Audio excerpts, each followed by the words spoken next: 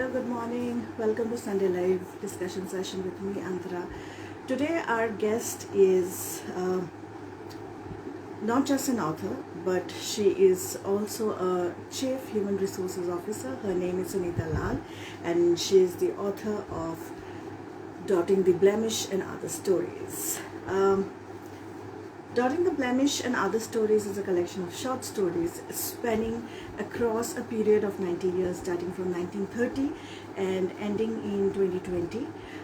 These stories represent and talk about our society's patriarchal influences and the biased prejudices towards the women in our society. There's, I'm sure, much more that went behind putting this book together, and I think without wasting further time, I must send Sunitha a request and invite her to join me, and then we can take the discussion together forward. Request, and I'm waiting for her to join me. Will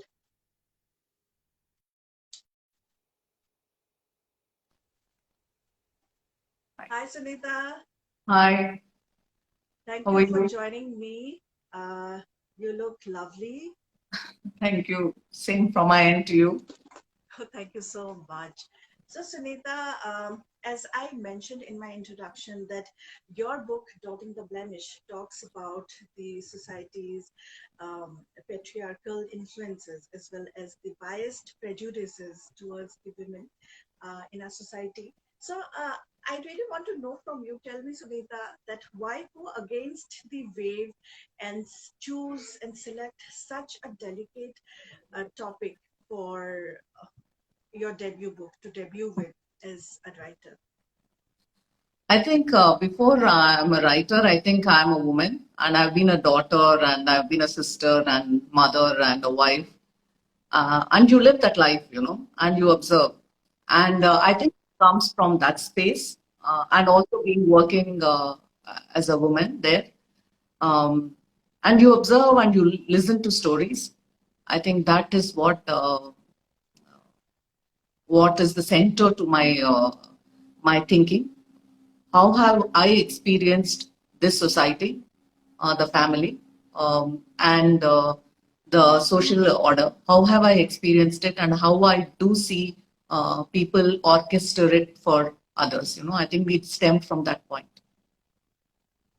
So it was a work of passion rather than work of uh, getting across as a bestseller or getting across as a commercial author, I suppose, rather than. Ah, yes, I know.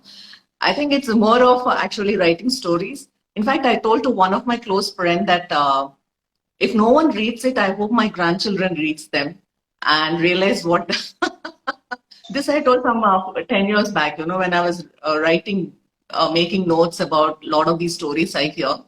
I said, one of these days I will retire and write this whole journal of experiences of various women across the caste class divide and say how have they experienced the society at large. Hmm. So I'm sure you had to go through a lot of research. So could you please share the extent of research that you had to undertake to put this book in place? See, the themes I've selected was around remarriage, widowhood, and stuff like that. So, and domestic violence. So, I had to go back to families that experienced it and try to understand how the individual experienced that whole thing and how did the family react to it. So, to that, and also settings in different states of India. India is very rich in its cultural, Hmm, hmm, hmm, and also how people say that this does not happen in my world, which is not true. hmm. True. Rajasthan or even you pick up Tamil Nadu where you just go across Northeast. All this you travel, the central theme is the same, the bias unnoticed, unacknowledged, unwilling to recognize the grief and small biases, prejudice that built to that. I think my research was more in trying to understand, particularly around widowhood. From people coming from Rajasthan, I was trying to reach them who were in cities, metros, and they all said such things don't happen. oh, the society has moved forward. Those removing those markers never happen and stuff like that. Then I went to closer home. I went to exactly the city in which the story is set, and I realized it does happen. It does happen. We don't recognize it. While we have a lot of details about now happy, clappy stuff like the marriages, weddings, and stuff like that. Anything that is not so comfortable, we ignore or we don't recognize because it is uncomfortable. And all of us are good Right. people. If I recognize I have to act now, that's a huge responsibility on your shoulders to act, to communicate that you're not happy. Then you Right. don't Right. what you're up against. So I think my research went more to understand in those societies does this happen, and how are the others reacting to it. Actually, it's very true because uh, the strata from where we belong to might not, or maybe overlooking the existence of such rituals or such incidents. But then, actually, such rituals, such incidents, such stories still belong if we deep dive into our society. So, absolutely, I do agree and I do understand. Um, Tell me, Sunitha, like you are HR person, so was it easier for you because of your experience as working as an HR person to understand and to resonate with these stories more? Because HR people are supposed to bring in this um, understanding of human anthropology as well as the psychology. So, was it easier for you to understand these stories? Uh, See, as a HR person, I think it's important for you to understand what is the unconscious biases that happen in a group, understanding the group dynamics, understanding what's happening in an organization. When someone says it very in a logical mind, yeah, that's what the person is saying. But where is that coming from? Uh, that gives you, but you also are exposed to the underbelly of a lot of the stuff. So there is this gnawing sadness also there, the sadness of seeing it and feeling disappointed. That comes with the territory of managing human resources, and those disappointments hurt, and you learn to observe, you learn to realize what's accept also, and go beyond it in putting work together, saying how do we work on this, because central to HR is culture, and culture where it does that comes from human interactions, and our beliefs and our perceptions. And I think these are the ones that and what is very core to our core belief with us. What are our values, and what does the family system propagate to us, which we carry into the organization, and we live Absolutely, those absolutely. live those because we're not so separate. You don't switch Right. off and switch on. It's a Yes, very yes. porous boundaries we travel, and when as we travel in and out, we carry those from the other systems, social systems and your family systems, those things, and you come in, and it is very interesting for a HR person to observe all that. And understand and then carry forward.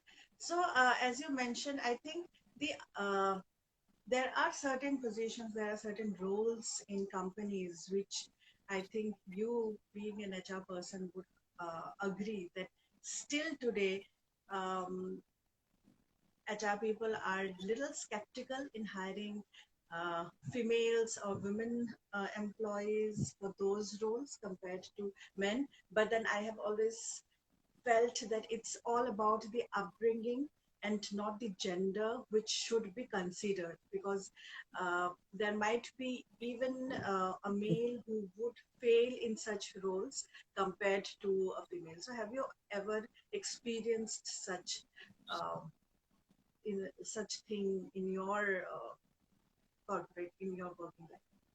uh, I think see, the most important element in our thinking process is what is being discussed at the dining table in a family. Okay, what is the discussion point? What do you believe in that space? Do you believe uh, you can hire a pregnant woman? You can. higher belief that a woman can work in the manufacturing setup? Do you believe that women can work as hard and as smart as any other person? So, what is the belief that you're carrying? Because that you're going to carry to the organization and come. So, I think it is not the HR alone that I mean, while HR are involved in acquisition of talent, I think it is central to the organization and the leadership in the organization what they believe. And it based, while we all talk about equality, what does equality mean finally when the rubber hits the road, when you want to hire and make that decision? And when in front of you, you have a woman who is pregnant and is attending an interview, what is your thought process? You're going to, and where does it stem from? And when you have a woman who's having given birth to a second child and is asking you often leave because she's managing the first and the second and trying to cope this. How does the system help it? Because system also help. How are your policies backing it? I think it's a difficult dance, Antara. It's a very difficult dance, and we haven't figured it out well. Yes, absolutely. Even I think till today, many HR still question young girls during interviews that what are their future plans if they're getting married and if they will continue after marriage. So I think, as you mentioned, it's correct that it's a very difficult task.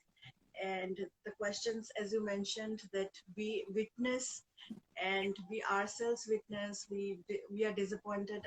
I'm disappointed in myself when I'm asking these questions, but then I understand this where it is coming from.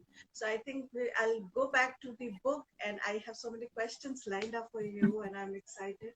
So I'll ask you one thing that I went through the book, and I know that the book is divided into parts, 3 parts. You have divided the book into 3 parts, and each part, apart from the short stories, each part has a few stories to itself. There are these small snippets of incidents or prominent stories that you have inserted. So tell me, Sunitha, are these intentional reminders that women still today need to fight for their rights, or they need to fight for their freedom? Or has there been any change starting from like 90 years back? See, the whole book is about across 90 years what changed and what did not, because there is hope. Things changed. Right. You read those stories, but certain biases still are there, and we are still struggling with it. And we cover it up with nice clothes and nice degrees and nice achievements, as if those things can be submerged and hidden. Right. Particularly those first one about the incident, predominantly 1930. At that time, if you look at it, it is completely, it is about freedom fight. And we talk about a lot of men who actually sacrificed and who worked during the time, but we somehow miss talking about the women who were also part of the movement. And there were a lot of housewives who gave their gold and stuff like that. One of the story, it is just a small 2 lines, it is mentioned, but people have sacrificed in various hues and shades. And Kanakalata Bara was particularly, for me, was very haunting because she was so young when she died. You just felt, how can someone die at 17 and 18? What drove her to hold that flag so high? I think much later, few years after, we recognized her in another place. But I think my attempt was to tell that during that period, there were also a lot of women who actually participated in the movement. And there were a lot of heroines that we have not celebrating. Tabano's case was that was the time when I've just finished my high school. I think that was the most disappointed, deeply shattering experience of me tracking that news. Because when you're passing out of school, you're on this rainbow of dreams, where you're thinking that you can go, you can do all this, and suddenly you realize the reality check, that was a reality check. That something that even a Supreme Court has talked about, it can be pushed aside, and there is no turning around on that. That's the finality. And I think my taste with patriarchy so hard on your face came through that case because I somehow was tracking it very close. And for me, everything thereafter looked like that. It's a huge struggle to put. There is this whole discussion of majority or minority, but Hmm. not a single story. It's not a single slice. It's not minority, Hmm. majority. Within these segments, also there is also slices you have to look at, and how to Absolutely. get those who need support. Hmm. Uh, what is the intersectionality of all this? That is what haunted me. Hmm. I, I mean, I think in that during that phase, I think deeply disappointed I was with society. Uh, it still was in my memory. So, Hmm. and Hmm. yeah, Hmm. of course, I think all of us. I think for many months, I just shut myself, thinking I'm not going to think about it because it was disturbing, haunting, and I felt helpless. A lot of us felt. Then I had to go back to my core and say that what can I influence, what can I work with in the systems and in the places where I am. How do I uphold what I believe so I think to come back to that core, it took a lot for me. I somehow it was very disturbing. Hmm. And there, I understand. I totally understand, and it's actually something that we should sit down and talk about more, because I and my group of friends, or the people that I'm close to, we are not gender biased. Like, we do not discriminate between the gender. For us, each gender, uh, like, even men have their sufferings and women have their sufferings, so we are of that notion. But this is something that I think I want to sit down and talk about, because this talks about women, and it is not talking about me, but it is talking about my grandmother, or my grandmother's mother, and my lineage. So I want to talk about it more. um, Sunitha, your book, as I mentioned, that the uh, the sections, the different sections, they also have a title, and each title has corresponding, or each title is representing an object or an element. For example, the first part is the sacrifice, which has the stone, right? And the second one is your suffering, which has the wood. So, are there any hidden implication that we as readers should be aware of? Like, what does these elements represent? What are trying to tell us? Before I say that, I also want to thank Arashi, who's the illustrator for this book.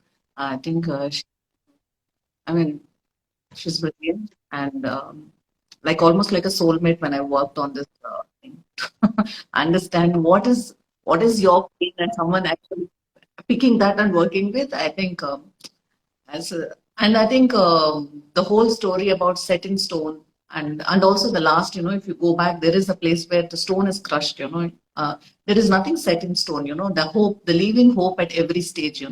Then if you look Right, at it, right. it's also tied with the predominant materials and art that's used during this time. That Absolutely.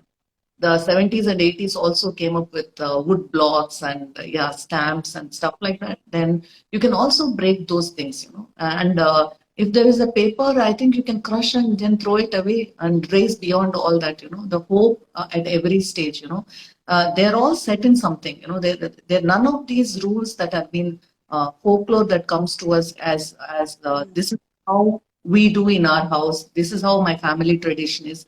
Hmm. These are not set in stone or carved in wood. They Hmm. are. Sometimes we have to be aware whether they're there to control us and willing to challenge. The problem with challenging those things is that then you have a very difficult path to take. Like it's a very difficult path. And do you have energy to do that? I think uh, the whole sections were divided based on the incidents that were happening in those stories and a period of time. And during that period, what is the predominant use of the material? And then also at the end of each session, that nothing is set there. You can Hmm. actually, there are a lot of possibilities for you to work with. I think the Wow. possibilities and hope is what we try to tell at it's like end of every session. The material was broken. So, Wow. so they are she. I mean, she did a phenomenal job. I think she's a That's dream brilliant. to have Yes. in terms of picking up thought and work with. You Yes, know, yes. she's very young, so I think we didn't have the problem of ageism, or she felt it. I didn't know. She never expressed that to me. But then I think it's so beautiful that these illustrations are helping your write-ups as well, Yeah. and they are increasing the value as well as the meaning of each of these chapters, like many folds. So I also have noticed one thing, that when going through the book, that towards the end, the last section, you have used this thought-provoking fragments, talking about some of the life-changing decisions that women from the Hindu mythology have actually followed. For example, Gandhari or Sita or Savitri. So I was wondering, why add these snippets, these fragments in the end of the section, which is talking about the modern era, like 2000, 2020, and not add them towards the beginning. What was the logic, or what was the reason behind? One of the thing was I think I was intrigued by this story that happened in Chennai when Kannagi's statue was missing. Demolished or broken. Right. Yeah, everyone went all over the place saying what happened, and that told something. That told that in the psyche of people, she's so strong. She's Hmm. there. Kannagi is so deeply embedded in that culture, and the fact that she was able to shake up the political circles was very cute for me to watch from. I was thinking, wow, not bad. Okay. But the thing is, always I'm intrigued about one thing. All of these stories were written by men. Did they write to have their version of the women, this powerful women, because they're all very powerful. That Yes. they were able to shake in 2020, someone was able to shake the entire state and the political circles. Right. And she's part of a story inside, embedded inside, but she was able to pull it off. So Absolutely. I was thinking probably the end and the decision, did they do it to, which is convenient for them? But more importantly for me was I wanted to, I have deep regard for all of them. I look up for all of them because they're part of my story, my world as I grew up. Even today, Savitri is there in the mind and psyche all the time. But I'm always perplexed saying that would she have chosen a different, okay? Is that Absolutely. hard for her? Is there another possibility for her? And that possibility is also a very beautiful possibility. Need not be Yes. the same possibility. Like I'm sure my mom will not like it. My mother would hate it when I say Sita should have done this or Savitri should have done this. These are possibilities. To me, these are Yes. possibilities. Yes. And they're coming from an absolute reverence, uh, whether it is Ganga, Renuka, Satyabhama, all of them, they're part of my universe. And I have many stories about them. But I always feel that given a chance to come back again, I have a vague feeling that they would choose a different path. And that path will also be Hmm. fantastic. Very interesting. Very interestingly, like how you have mentioned about Gandhari being, having sight but still choosing to blindfold because of her husband being blind. So yes, whether I think she might choose a different life if Yeah, she she were born in today's time. But maybe let's but then I think it also showcases the grit, the commitment of these strong women. And yeah. as you had mentioned about hope, I think this showcases how strong the women were, and also how courageous they were, Yes. the level of commitment and the level of loyalty. So yes, absolutely. So wonderful. Um, there are so many stories. Yeah, I think there are 16 stories, Sunitha, in this book. Which would be the most closest to your heart? It's like choosing a baby, but Oh, then very difficult. When I was writing each of these stories, I think those women were very close to me. And it was very difficult to separate myself from them. You know, you want to be the judge and you want to be the one punishing the villain in the story and all that stuff. You know, you get passionate about their stories, but you got to realize it is not about the villain and it is not about that, but it is about the story. See, all the stories are written from the angle of the woman. You know, her experience, whether it is Deshama, what happens after Jiva Samadhi. You know? I mean, it's all about the woman. And when I was working on those stories, I think I felt I grieved with them. I grieved with them. I felt sad with them. I think I was sitting there wondering, is there any other possibility? I think my illustrator, Arushi or Sonia, who worked as my editor, I think all three of us many times discussed of unfairness. We wanted to have a separate, different ending also many times, but we went back and stayed true to the story, to the experience of the woman inside the story. I think there is no favorite because each of them pull your heartstrings in some way or the other. And even today, when we discuss, I think whether it is Sonia or Arshi or myself, and we always think, should we have given a different ending somewhere? We have made it much more clearer. But I think that is a pull of the stories, you know. And a lot of people told me that you could have written little more detail about this or detail about that. And some of them said that you should not let the villain go off like that. I don't think but there is any. Hmm?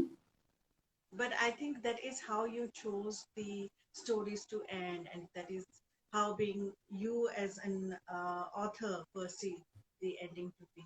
So we need to live with that. We can't help it.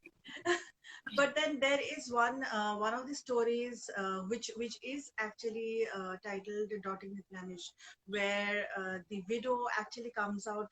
You describe that she comes out wearing white sari, but then she's still wearing the red bindi, and I think that is something very heart touching, but it's like something going against the norms.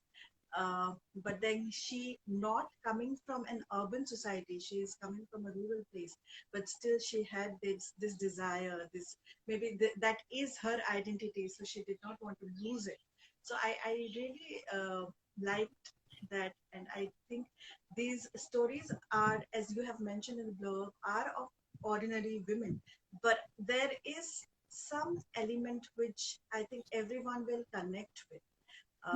The small instances each woman would connect with. So, and they are written so crisp and so beautifully that that you feel absolutely, if a reader is complaining that you should have written more, that means he is longing for more, right? So that's amazing, that's amazing.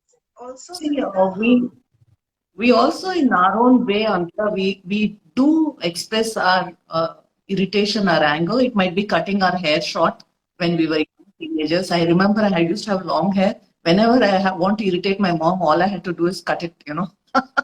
short. So I think we do that in many million ways. Try to say that I have independence. I want to show that. But I think that Bindi there was she had a lot of having putting it on there. But in spite of that, she chooses that because she feels time has come for her to tell uh, who she is, A sign of rebel, maybe a sign of rebellion, like I want to break. and also willing to live with it. You know, because she knows after that there is no going back. That Mm, it's a very clear, loud sign. mm, And naturally the villagers are wondering will she stop there or go beyond that. They're not very sure. I think mm. that's the exact point you want to leave them, you know, saying that Yes, yes. what Thinking like what happens. Even the readers are thinking like what happens next, uh, right? So I'll just check. I hope we have enough time, and there are so many questions that I want to ask you. So yes, so uh, I wanted to discuss about the illustrations, which are so major part of the book. starting from the cover, which is really pretty, and then it goes, as I mentioned, that as we have just discussed, that each story comes with an illustration and depicting the story in some form or the other. Tell me, how deliberate was the decision to use illustrations in this book? I think for me, I'm a very visual person, and for me, it is where it has to be that. I think it comes from that space, and everything has to be very aesthetically put together. I think I was looking for an illustrator for my book, and it becomes expensive because from the printing of the book, because it becomes a color. It's a color. Yeah, it is. You can't have black and white, and it's. But the thing is, if you have to bring out the inherent nuance of the story, I thought illustration will help, and I actually liked Arushi's work, Work. and after when she start doing it, then you can't privilege few stories with illustrations, few not with illustration. You know that it's a big risk that you're taking, that you're ending up creating so much illustration. Then this book will become a color book. It's not a black and white anymore. But I think I just wanted to have the best, and of course she did the best.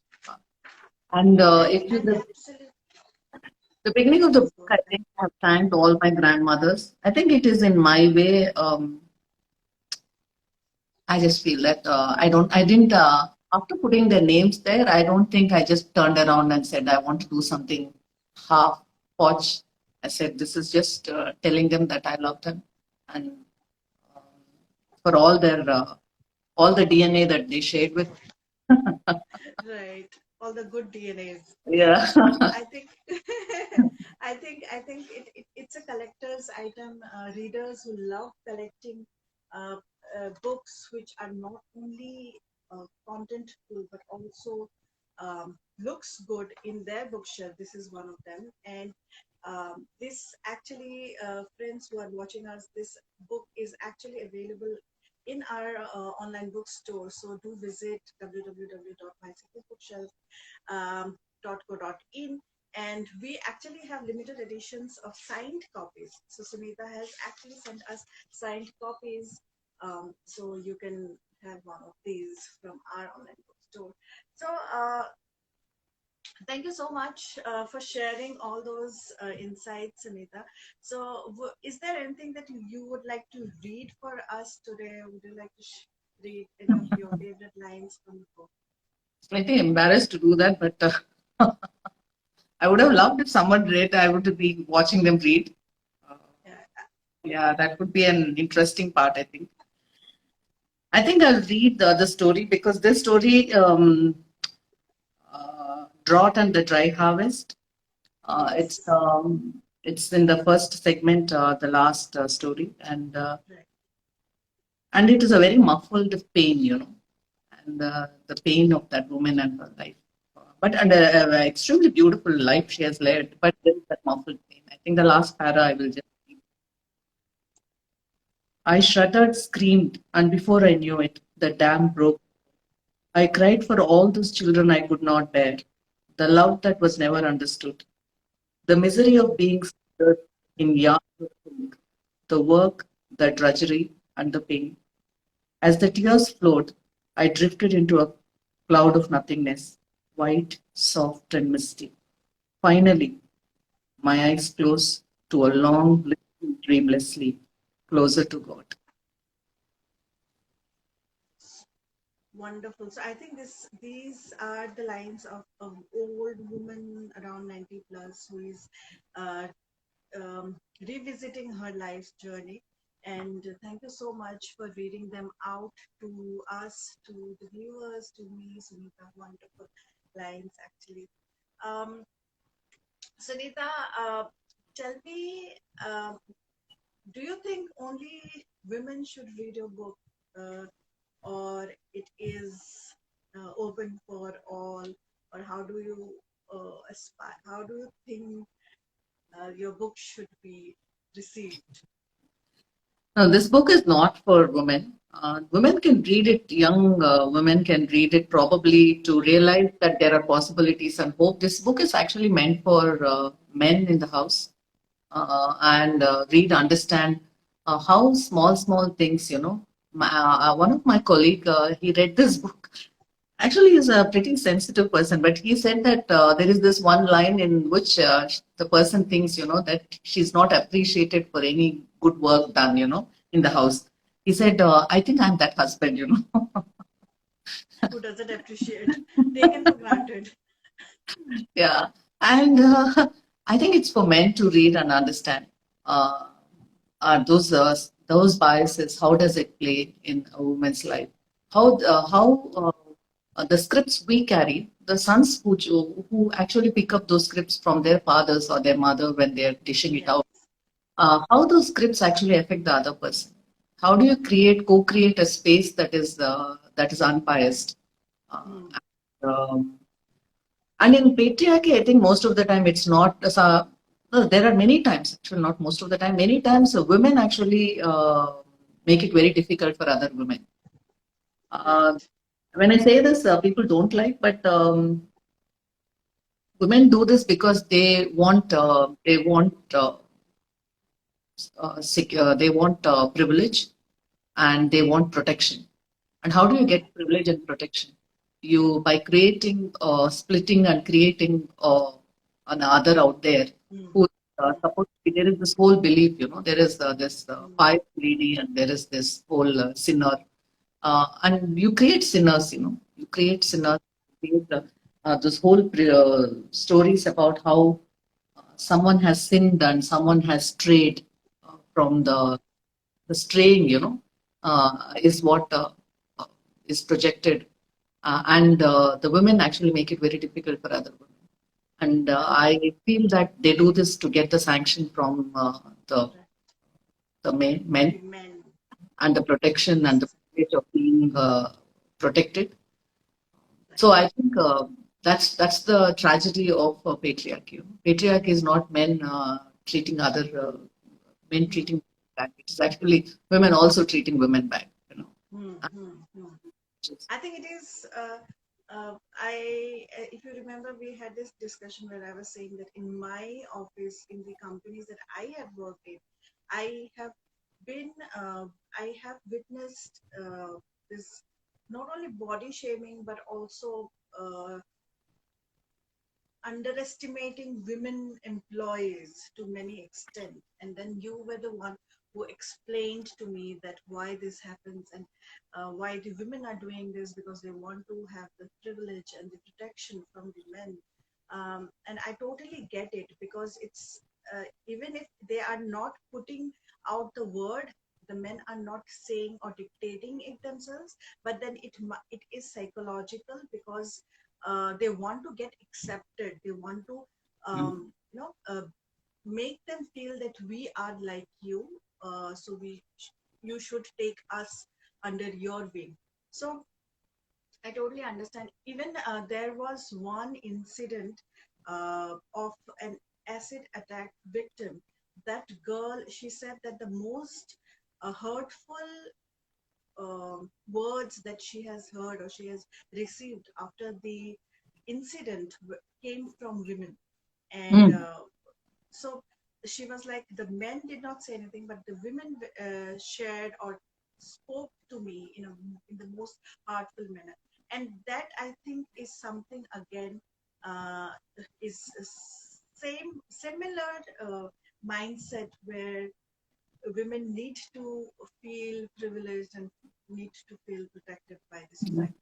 So I think it's something that we need to think and we It need to starts with move. whether it's body shaming or whether someone says that they have been harassed. The question we ask is, "What were you wearing?" Okay, these are very simple things.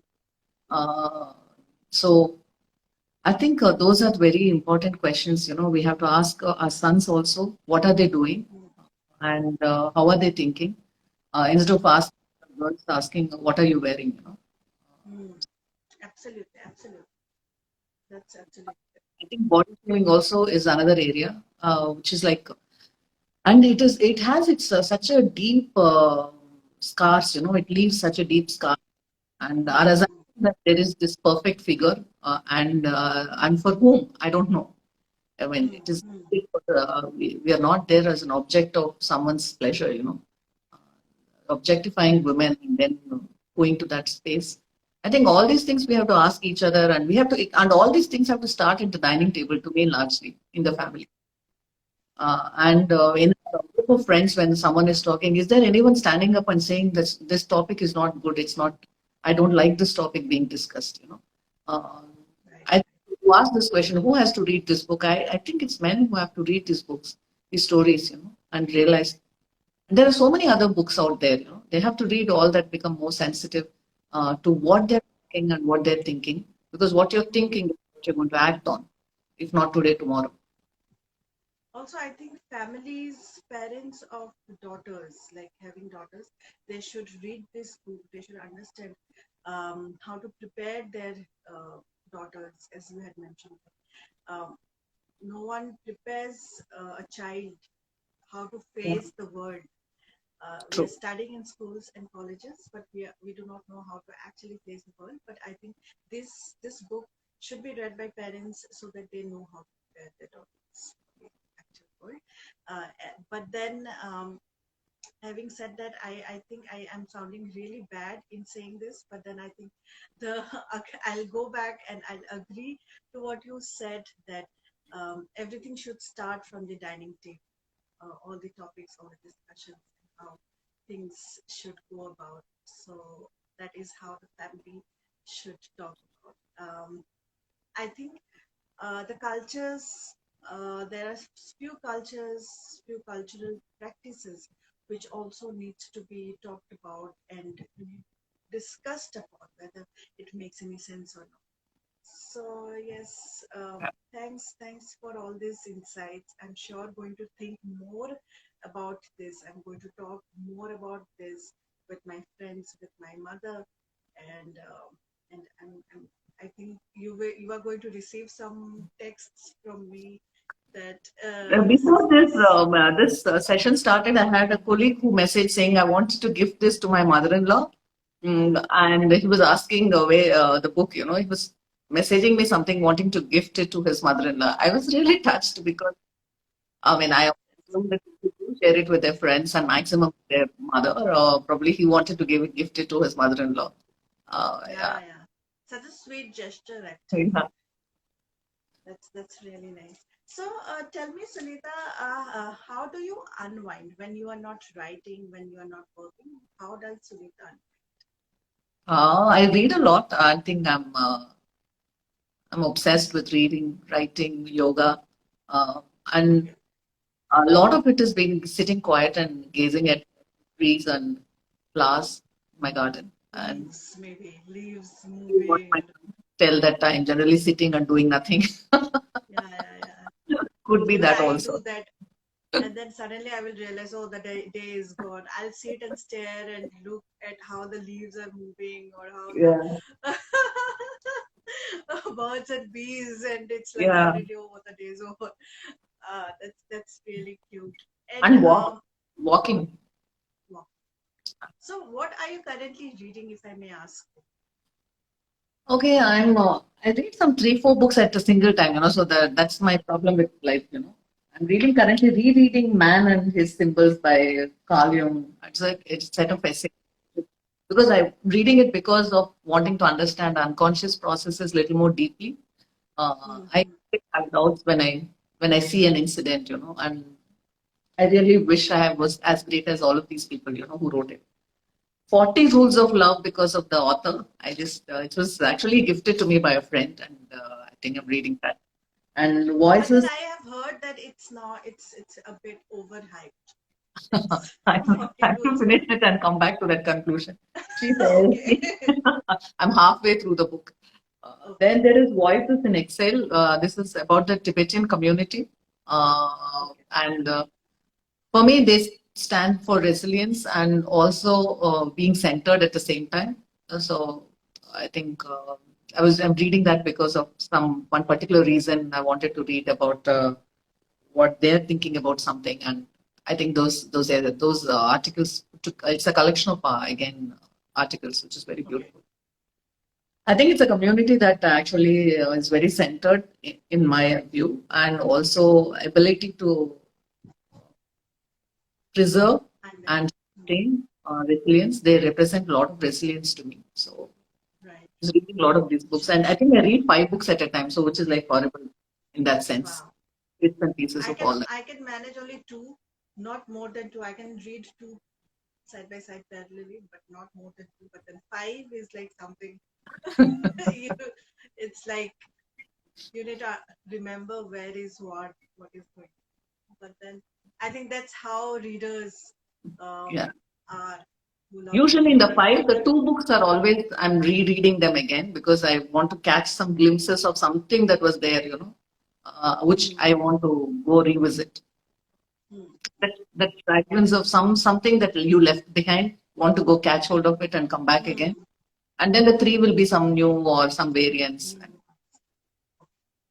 All right, great. So I'm going to ask you over WhatsApp the names of these books again so that I can share them on our storyboard. And if anyone is interested, they can go and figure out if they want to read these books along with Dotting the Blemish, which is available on our online bookstore. So do visit us.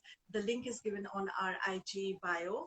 Uh, Before we wrap up the session, Sunitha, would you like to share one advice to me and to our audience, our friends who are watching us? One advice as an author and one advice as an HR person. I don't say advice is a very strong word. That we have to give it to elders. Someone has to do it. I'm not there yet. I think there is, as an author, I think I, I'm a writer, not than an author. I'm a writer. I think I just observe and record, and what mobilizes me, I put it on the paper. I think each one has their flavor. Okay, but only one single thing is going back to writing again and again. Whatever it is, even if nothing is there, write about the window, the sky, so they will be fresh again. Um, being being there continuously writing is important, and for the other HR person or otherwise, I think what helped me a lot is being okay, being comfortable in my skin, uh, feeling inadequate. There are times you feel you're not there yet, but that can need not be constituted as inadequacies. Are on the path. And we are not, as you said, advice comes from someone who has already done all that and seen and gone somewhere. We are on a journey, and we fall, we laugh. We, we are not there yet in many places, but that's okay. And I think I'm very comfortable with my skin. Yeah, within my skin, I'm very comfortable. I think that's the only thing that helped me through a lot of stuff. I think if all of us are going to figure that out, that's why I love the Tibetan community because their centeredness to a large extent, I Yes, look at and admire. right. So, That was something that I was about to say, and then it skipped my mind. That the Tibetan communities, also many communities which are settled in the foothills of the Himalayas in India as well, they are very centered and very life oriented. So which seems very meaningful. So yes, I understand. So, before we wrap up, Sunitha, would you like to share any sneak peek from your next book, next project, anything that you're working on currently? there are two. One is about stories of leadership, and from a HR angle, naturally, because I'm a HR person. Okay. What is the underbelly I talked about? The underbelly of what happens in organizations. I'm just putting this together, the book. I think by next year it should be out. I'm thinking. The other one is about, again, stories of women, because very naturally I'm more attracted to Right. listen to stories from women, and then how do I stitch it together across generation, across caste, color, class, and communities. Uh, coming, the next book is also about women. And I hope all of you like what you read. Yes, absolutely. So I think we can expect your first book, which is on HR and underbelly of organizations towards the mid of 22, and the other book would be towards the end of 22, or how do you plan it to be? The other one is I'm just looking at, yeah, both 22, I think. 21 is too ambitious. Right. So no problem. Actually, we have learned in 2020 that the time flies like Yes. that. So like that, it will be 2022, and we'll have your books with us. So I thoroughly look forward to that.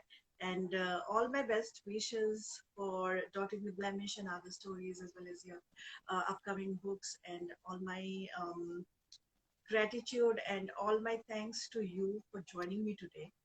Thank I you very really much, would like Chandra. to thank I you want so to much. say I how love, I admire your energy and your, wow. I think you've been, I just like the way you passionately work with on the subjects you are committed to.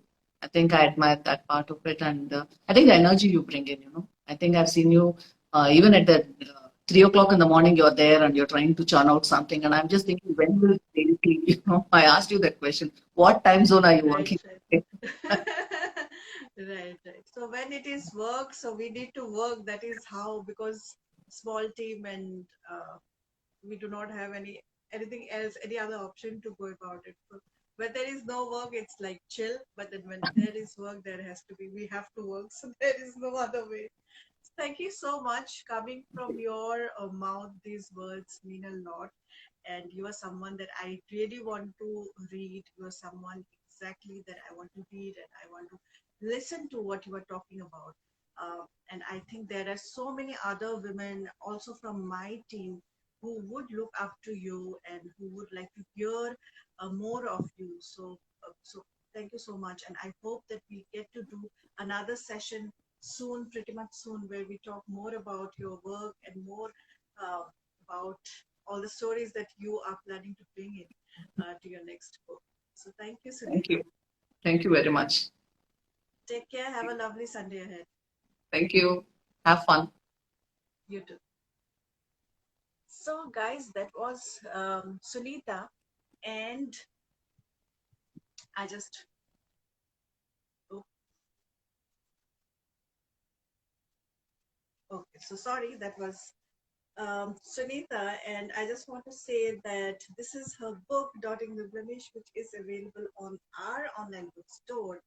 And so the link is given on our bio, Instagram bio, and you can visit our online bookstore, www.mysecretbookshelf.co.in, and purchase a signed copy of Dotting the Blemish. We have limited editions of the signed copy with us, and go through this lovely book. It's a collector's item. Next Sunday, I'll be back again with a new guest, and we'll talk more about um, the guest's literary journey. But till then, happy reading, happy